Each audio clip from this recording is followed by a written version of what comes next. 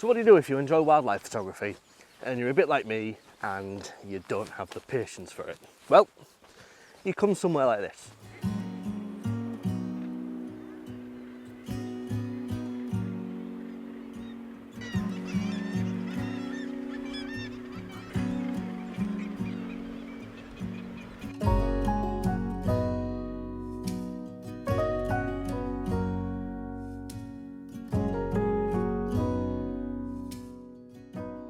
So we are of course at Bempton Cliffs, and the aim of today's game is using my Canon 7D and my 100 to 400mm lens, and we're just going to take some wildlife photos of some bears, probably gannets, guillemots, maybe a couple of puffins. I've already seen one or two about and it's still a bit early, so maybe a chance of a puffin or two, but yeah, just a little bit of wildlife photography with a 7D and the 100 to 400mm lens from Canon. So let's get stuck in and go find some seabirds to take photos of this morning.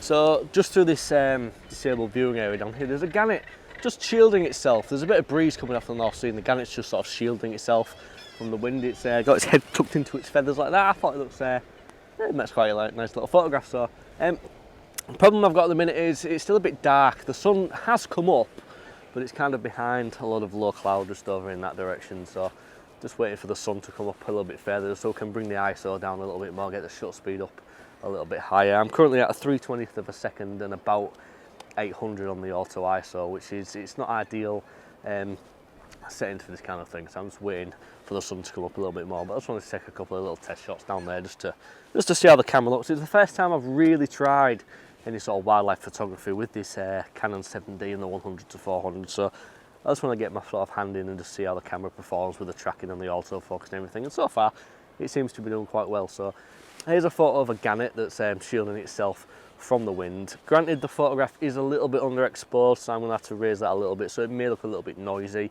but a test shot just to sort of get my hand in there and get a feel for things this morning. Might not be a bad one, so here it is. Now I'm just hang on and just let the sunlight come up a little bit more in a few minutes time.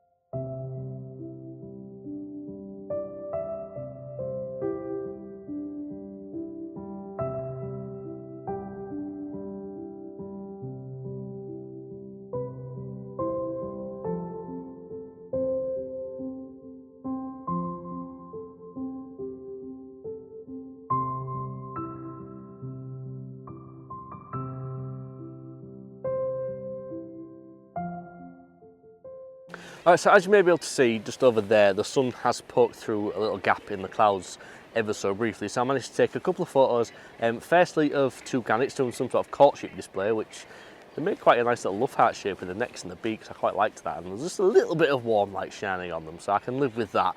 And then there's a couple of little razorbills just through a little gap in the fence off to my right hand side. Now the one that I did originally try and take a photograph of flew off the second it saw the camera, so I had to go for the second best option, which probably wasn't as nice a photograph, but I still managed to get what I was looking for, which was the razorbill just sort of framed a little bit by some of the foliage, some flowers. But yeah, the sun's really not playing ball this morning. It's just gone behind the clouds again, which is less than ideal for this. I want some sunlight really, but it is what it is. So I think I'm going to move location. I'm going to move a little bit further down than just a lot of seagulls flying around. Yeah, or pigeons, one of the two. Yeah, I'm going to move a little bit further down, just change location and see if we can't see anything else a little bit closer to the camera. We're just over on the cliffs over there. So here's a couple of photographs. I'm going to move off that way a little bit and hopefully find some more things to take a photograph of this morning.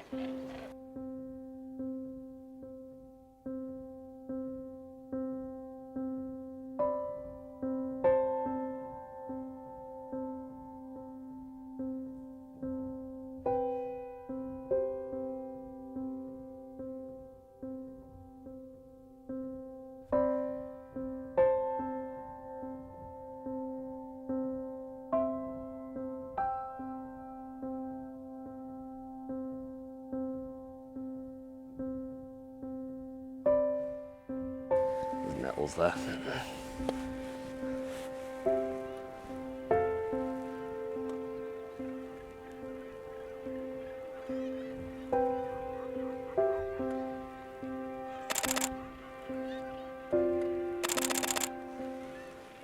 So once again, I have come to my favourite, you're probably not supposed to be stood here spot, but it's somewhere I always come every year. You can sort of get over the fence and there's just this little headland that sticks out and you can get down to some of the beds either side. As long as you keep nice and low to the ground, they don't really see you and they don't really fly off, so it allows you to get some shots that you would otherwise be unable to get from the footpath. So I want to hang around here for a few minutes and just see what flies and see what lands. There's a load of guillemots over to that side, and I think there's a load of more guillemots and some razorbills down on the cliffs either side of me, so I'm probably going to get a little bit damp and soggy now, laying on the floor and just see what we can take.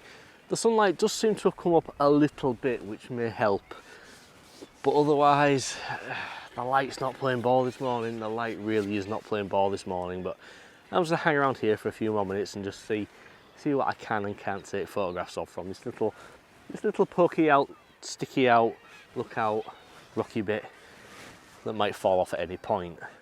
So one thing that I'm finding really quite frustrating this morning is there's plenty of puffins around. Obviously you come to Bempton Cliffs, you want to take a photo of a puffin, which I have done, but they all look like this. They're all kind of in spots that are not easy to take photographs from, or at least sort of take a nice photograph from. They're all just sort of against the cliff faces and it's frustrating me. So I'm going to keep moving up, we're going to keep walking, I'm going to leave everybody alone from this spot now and go back to one of the viewpoints and just see what we can see up there. But yeah, there's plenty of puffins around, but no, at the same time. I don't know what that was that just nearly attacked me, but something just nearly killed me. Yeah, there's also apparently an albatross around here, but I haven't seen an albatross either, but as far as I'm aware, I'm at the wrong end for the albatross, so yeah, let's move off to the next viewpoint. I think it's called Jubilee Viewpoint, which is why I'm tripping over my words there, so let's head up there, see what we'll take from there.